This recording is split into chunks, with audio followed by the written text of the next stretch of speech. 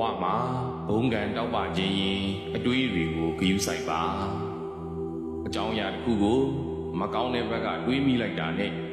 မကောင်းတာလေးတွေးမိလိုက်တာနဲ့အတွေးလေးကမကောင်းတော့ဘူးအတွေးလေးမကောင်းလိုက်တာနဲ့စိတ်ထားလေးကမကောင်းတော့ဘူး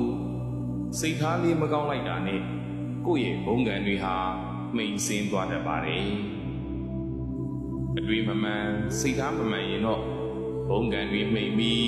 ကိုယ်တိုင်ပူလောင်ဆင်းရဲရတယ်လို့သူတစ်ပါးတွေကိုလည်းပူလောင်ဆင်းရဲစေပါတယ်သူတစ်ပါးတွေကိုတိုက်ခိုက်တာဟာကိုယ့်ဘဝကိုကိုယ်တိုင်တူးဖြိုနေတာပါသူတစ်ပါးကိုတိုက်ခိုက်တဲ့သူတွေသူတစ်ပါးမကောင်းကြောင်ပြောဆိုကြံစည်နေတဲ့သူတွေဟာဘုံကံအရှိန်အဝါတွေကြဆင်းမိမ့်နေတတ်ပါတယ်သူတစ်ပါးကိုတိုက်ခိုက်နေတာသူတစ်ပါးအပေါ်မကောင်းကြံနေတာသူတစ်ပါးအပေါ်မကြေမနက်ဖြစ်နေတာဟာကိုယ့်ဘဝကိုအစိတ်ရည်နဲ့